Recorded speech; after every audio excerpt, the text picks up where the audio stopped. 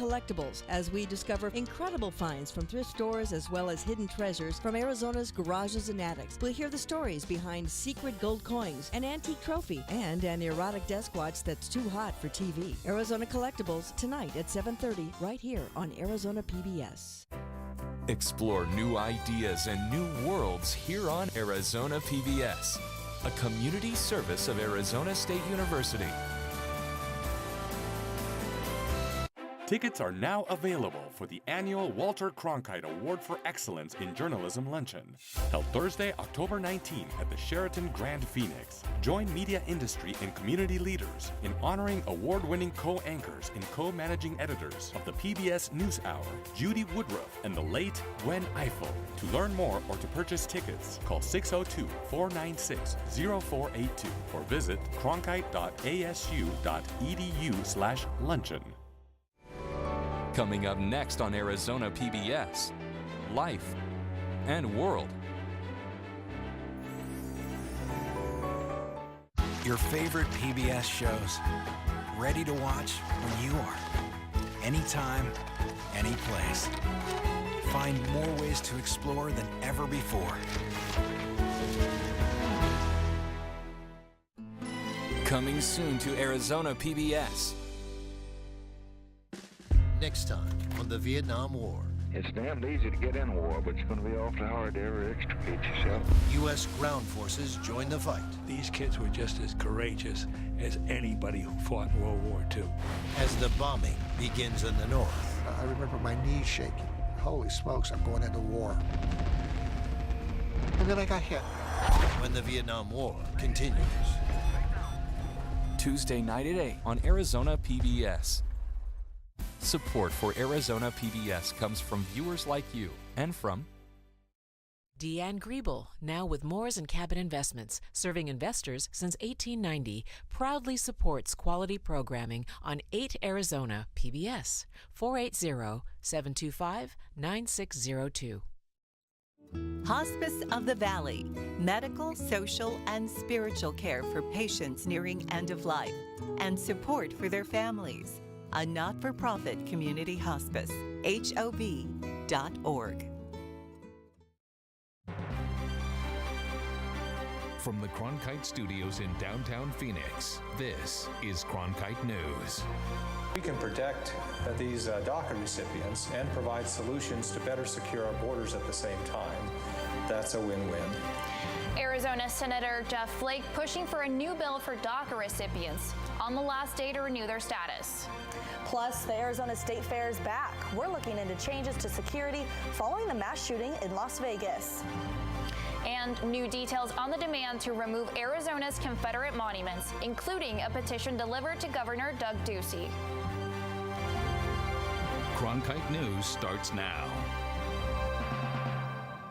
Good evening and welcome to Cronkite News on Arizona PBS. I'm Blakely McHugh. And I'm Lysandra Marquez. Thank you for joining us.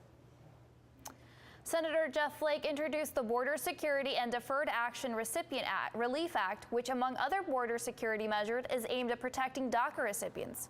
The proposal comes on the last day for DACA recipients to renew their status after the program was rescinded last month. The President and Congress both want to improve border security. We both want to respond to the threat of dangerous gangs and drug cartels. We both want to arrive at a legislative solution for the rescission of the DACA program that benefits those who wish to continue contributing to their communities and to the American dream.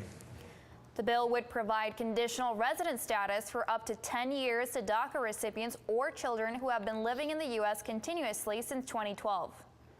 Here in the Valley, volunteers working to help those maintain their protected status say it's been a difficult and emotional process, since not everyone has been eligible to renew again.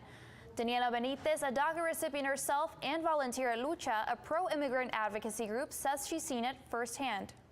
It's heartbreaking to see those people talking about like their stories, telling us like, oh, I have children or I have like my family to take care of, and that is what that's the reason why I'm doing that and why I'm helping people, because like it breaks my heart to see so many people coming in and just really having no idea.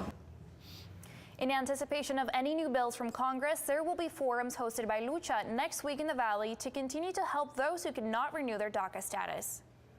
Another hope for DACA recipients is the bipartisan DREAM Act. It's been around for years, but supporters say this year it might pass. Cronkite News reporter Adrian St. Clair explains. Senator Lindsey Graham, a Republican from South Carolina, stood with his lead co-sponsor, Senator Dick Durbin, a Democrat from Illinois, and said he's never felt better about the chances of passing the DREAM Act, a bill that will make elements of the now temporary DACA program permanent. I've never seen the stars align like they are today. Those aligning stars include a productive hearing with the Senate Judiciary Committee, growing public support, and recent positive statements by President Donald Trump. Let me tell you why I feel most hopeful this time. The president, I think, has the right attitude about solving this problem. He ran a very difficult and tough campaign on immigration. When he speaks, I think people in the House on my side of the aisle are going to listen. The Trump administration announced in early September the wind down of the DACA program over the next 6 months, giving Congress the responsibility to come up with a solution for the nearly 800,000 DACA recipients across the country. But in spite of the optimism from Graham and Durbin, Arizona dreamers like Maxima Guerrero from Mesa said she's worried about the details of the deal.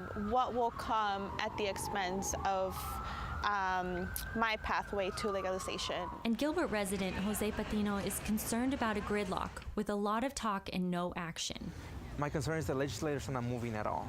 But legislators are aware of the deadline they face. The March 5th deadline is going to make us act. Failure is not an option. In Washington, Adrian St. Clair, Cronkite News. Phoenix Mayor Greg Stant has announced his plan to run for Congress today. I'm running for Congress because we deserve better than what we're getting. With new leadership, we can remind Congress about what it's supposed to do. Get together and solve problems to make people's lives better, just like we do in Phoenix. Stant is running for Arizona's 9th congressional district, now held by fellow Democrat Kyrsten Sinema. Sinema announced her bid to challenge Senator Jeff Flake last week. Stanton will have to resign his mayorship, but not until he submits his congressional election petitions. Arizona Congressman Trent Franks enjoyed a victory this week when the House passed his bill. The Pain-Capable Unborn Child Protection Act that bans abortions after 20 weeks of pregnancy. Passage in the Senate has been a hurdle in the past, but supporters are more optimistic this year, as Cronkite News reporter Trevor Fay tells us from our Washington bureau. South Carolina Senator Lindsey Graham hopes to do something that hasn't happened for several years, get a Senate vote on Arizona Congressman Trent Franks' Pain-Capable Unborn Child Protection Act. We're going to take it up in the Senate. I can assure every pro-life group out there this will be on the floor of the Senate sooner rather than later. Previous attempts have failed because supporters could not get 60 votes needed to stop a filibuster on the bill. But Graham and representatives of pro-life groups said today that times have changed.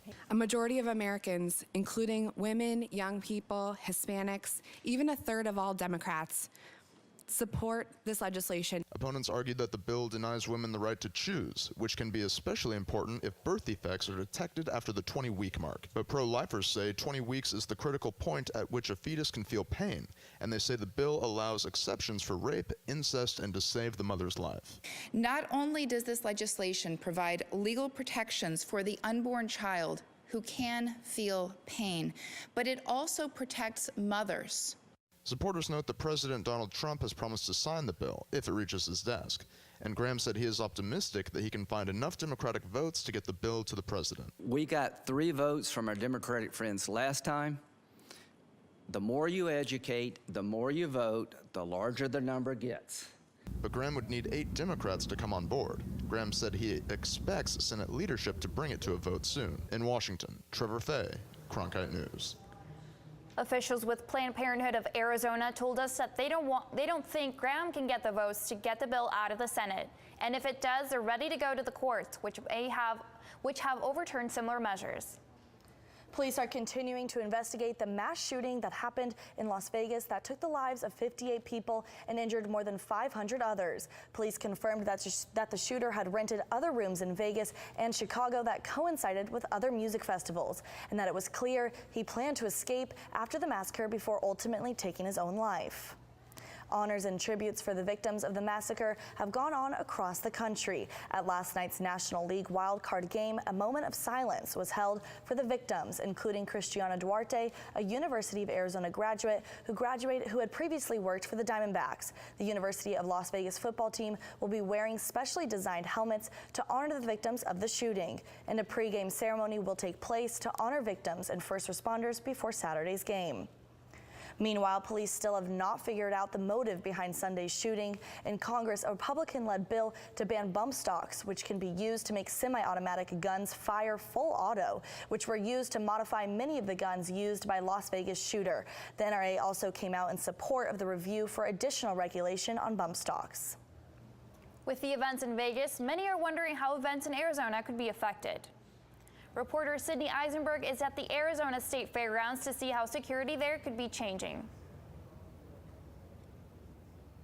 1 million visitors are expected to come through the state fair during its 3-week period, and each one of those million visitors can expect to be screened by security. Visitors to the Arizona State Fair can expect bag checks and security screenings by uniformed officers at each entrance.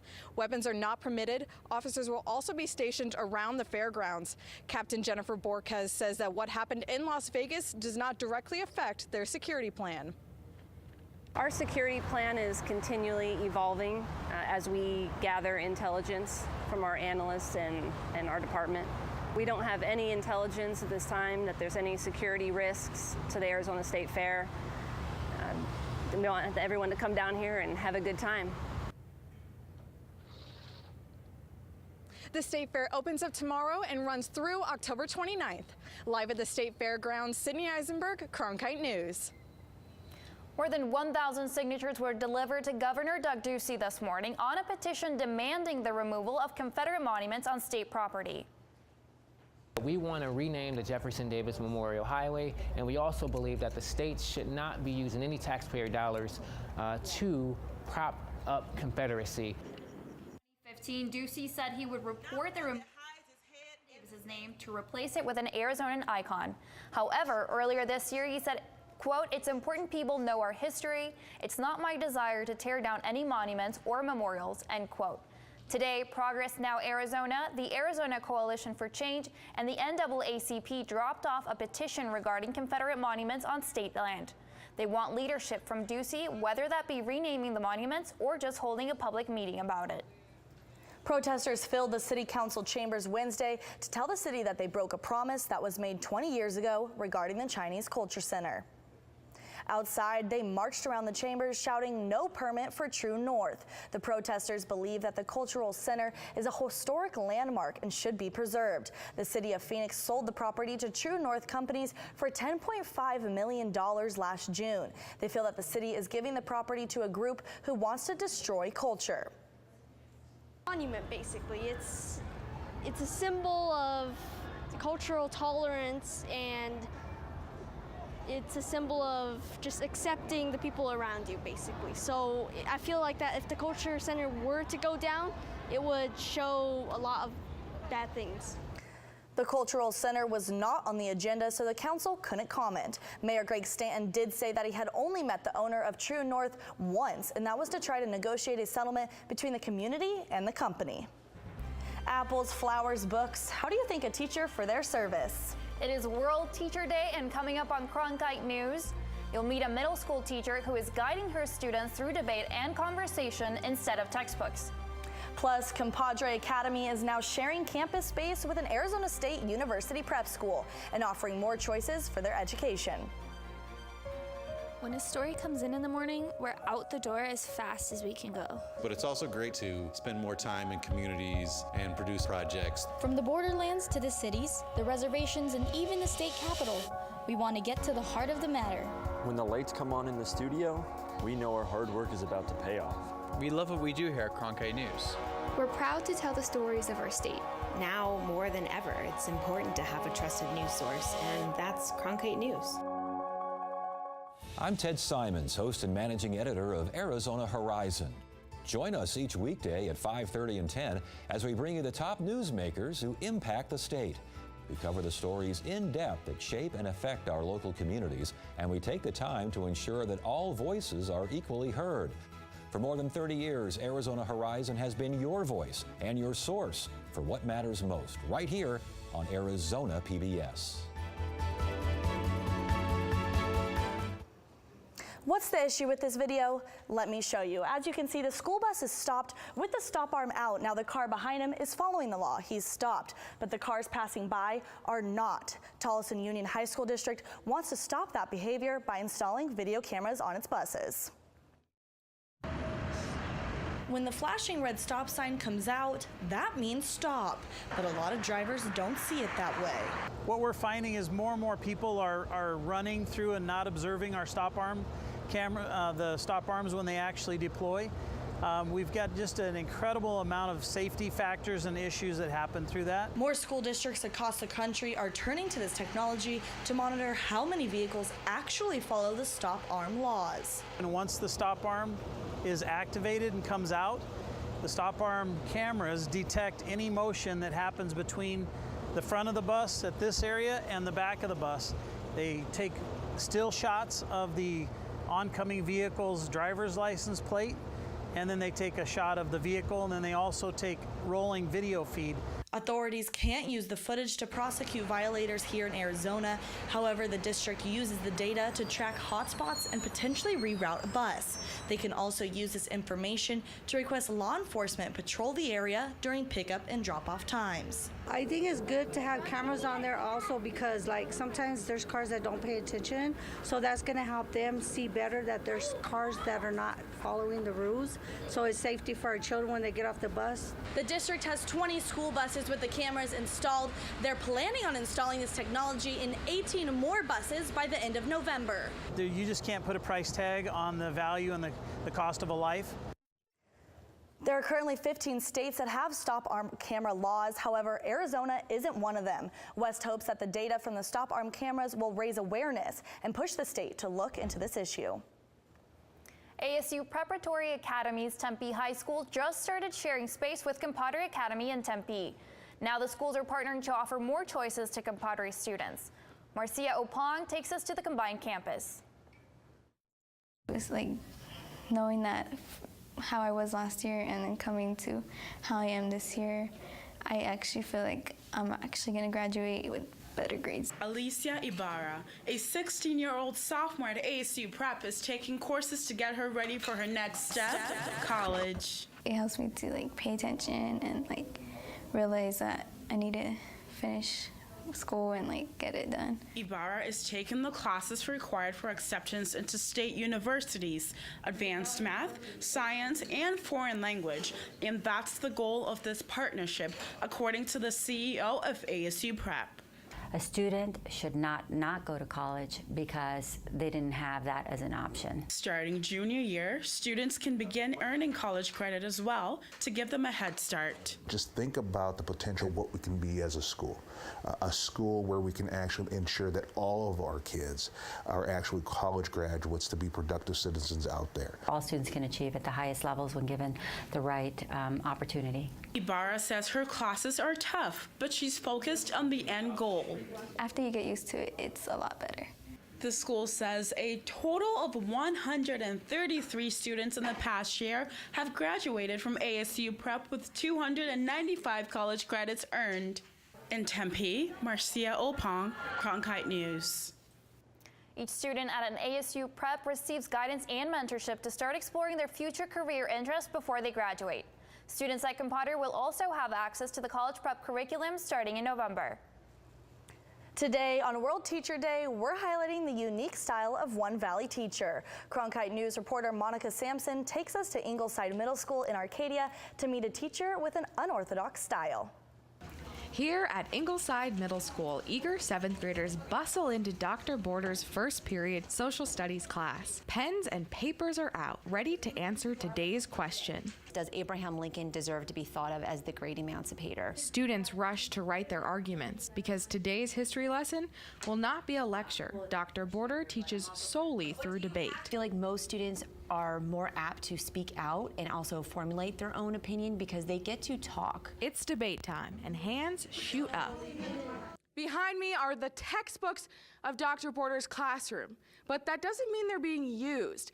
Dr. Border told me she's only ever used these textbooks once during the academic year. Why? She wants to focus more on discussions. I feel like he was a good one because he tried to help the slaves. Students like Easton Zapata, who says Dr. Border's style of teaching is his favorite. I like discussing things because it helps you learn different experiences from what people think and how people learn different and their different type of thoughts than yours. Today, Zapata and his teammates disagreed with one another. But after a debate, Zapata and his teammates usually high-five all around. And for Dr. Border, that's what she loves seeing in her students. At the end of the day, or at the end of the week, when you know that things have just gone right, you just know it was better. It was just good, and you feel good about what you've done. The Institute of Child Education's mission for the day is to ensure that the needs of future generations will continue to be met by teachers.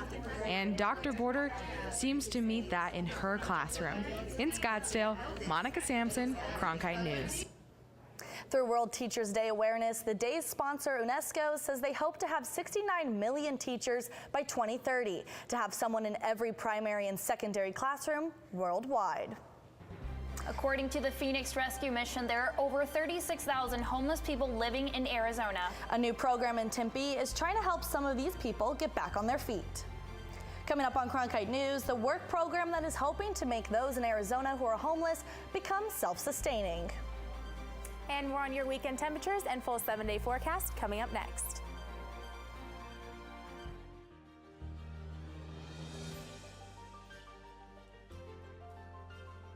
Officially from 36, and he hooks it in. Arizona State wins. Keeping one deep, and it is caught. Jalen Strong. Do you believe it?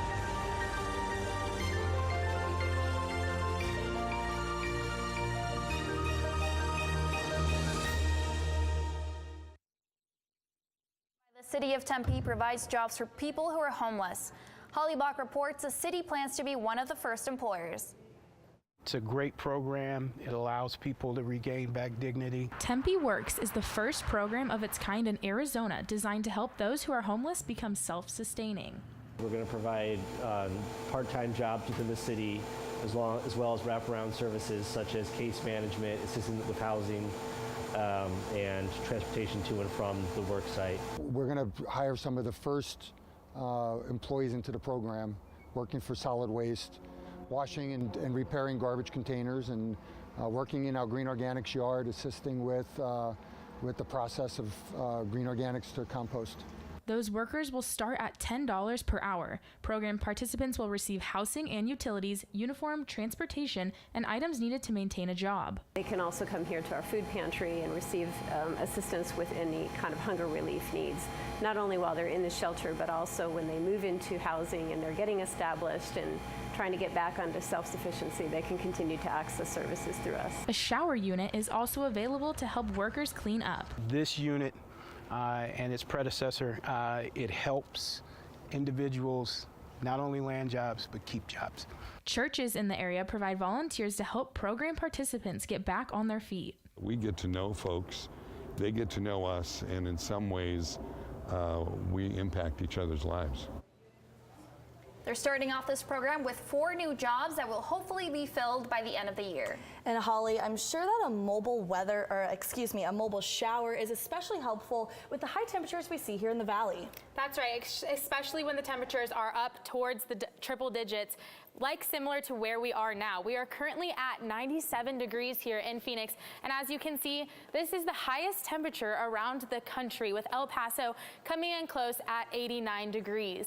Here in Phoenix, we're seeing temperatures up north, in the Grand Canyon at 76, Show Low at 79, and Phoenix at 97 degrees. Coming in closer to our valley, we're seeing temperatures at 90s all around. 93 in Cave Creek, 96 in Scottsdale, and 96 in Chandler.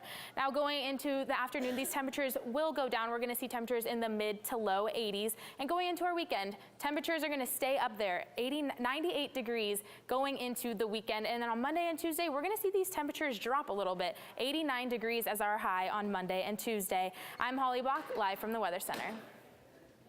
There's a building in Seattle called a living building. It was built under the leadership of one of the founders of Earth Day and what could soon be built here in Arizona.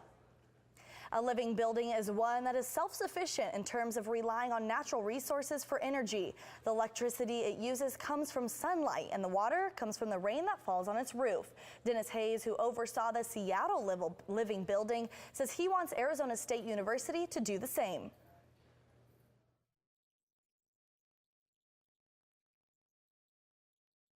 Tried to use principles of ecology to have a building on any site function pretty much like the natural ecosystem did prior to that. So if you're in Phoenix, that's a bunch of succulents and cactuses. Hayes met with leaders at ASU to discuss the living building, but no plans have been made to go forward with the project.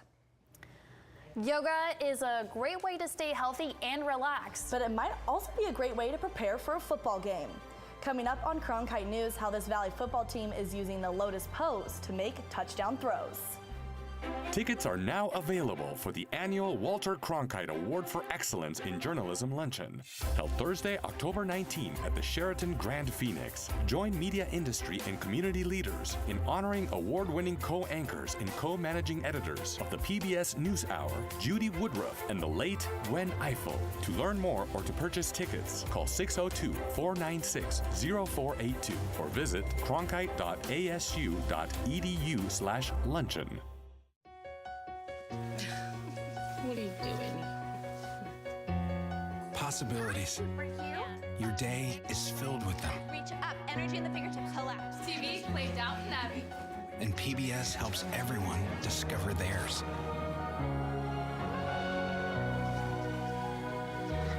Anytime, anywhere. Up in the sky, you can see it. PBS, we're with you for life. A local yoga teacher is expanding her practice to athletic programs in her area.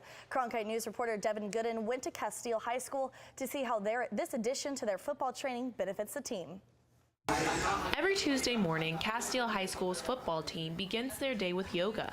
However, this morning workout isn't just focused on getting stronger, but on centering their minds. I'm teaching them that mental component, how to calm themselves down, how to stay present, so you can just focus on right now, because that's really all that matters. She always tells us to have our mind and our body on the field with us at the same time. The class focuses on what instructor Donna Chasen believes are the most important muscles, hips and hamstrings. Chasen draws on her own experience as a college athlete and a sports injury that tore both her ACL and meniscus. We work on mobility and flexibility. So as an athlete, physically, that's going to give you a better range of motion. So physically, they're going to perform better. We haven't had any severe or major injuries this year, really ever since we've worked with Donna, even for the last 2 years. Yoga is an essential part of the Castile football program. Head coach Spencer Stowers wants to develop what he calls a fully equipped athlete. The biggest part that Donna brings outside of the flexibility is the mental aspect, and psychologically what she talks about with our kids on a weekly basis is something that they look forward to, and it really transcends to the field as well. Jason began working with Castile football about 1.5 years ago, and since then expanded into 4 different divisions and 5 different schools. She hopes more will follow suit and adopt her program. In Gilbert, Devin Gooden, Cronkite News. Cronkite News is proud to be the news division of Arizona PBS. Here's what's coming up on Arizona Horizon and PBS NewsHour. Thursday on Arizona Horizon, Congress has failed to renew funding for the Kids Care program, and we'll tell you about an ASU-sponsored hackathon aimed at doing good for society. That's Thursday, 5:30 and 10 on Arizona Horizon. I'm Judy Woodruff on the next NewsHour, America Addicted. Our series continues with a look at how the opioid crisis has hurt the nation's workforce. That's Thursday on the PBS NewsHour. That's it for Cronkite News tonight. Thanks for joining us. For top Arizona stories anytime, go to cronkitenews.azpbs.org.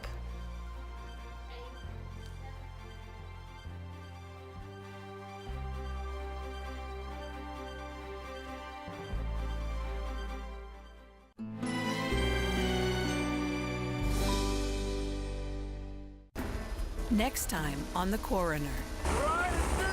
The head of a skydiving school falls to his death. Both chutes were sabotaged. Jane discovers the victim had a terminal disease. He was given a life expectancy of a couple of years. The coroner. Tonight at 8 on Arizona PBS. Explore new ideas and new worlds here on Arizona PBS, a community service of Arizona State University. Tickets are now available for the annual Walter Cronkite Award for Excellence in Journalism Luncheon, held Thursday,